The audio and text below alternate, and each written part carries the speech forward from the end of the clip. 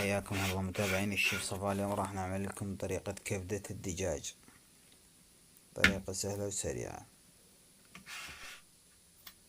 عندنا كبدة الدجاج غاسلينها ومنشفينها من المي يعني ومنظفينها تنظيف جيد. هسه حاليا بالقدر ضفنا زيت وراح نبدأ نضيفها. بعد ما حمدنا الزيت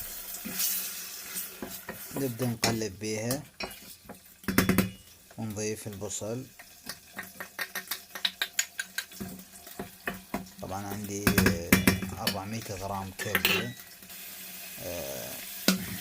زائد بصل زائد بهارات الوان حسب الرغبة،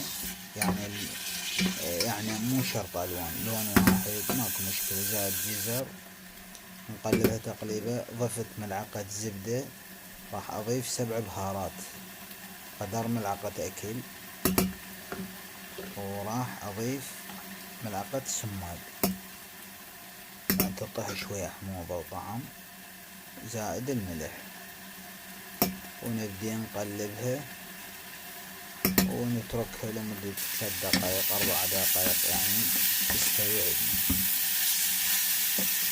بعد ما استوت عندنا راح نخليها بصحن التقديم. نضيف عليها دبس الرمان.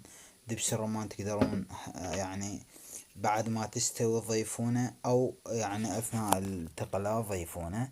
نضيف مكسرات حسب الرغبة فقط للتزيين.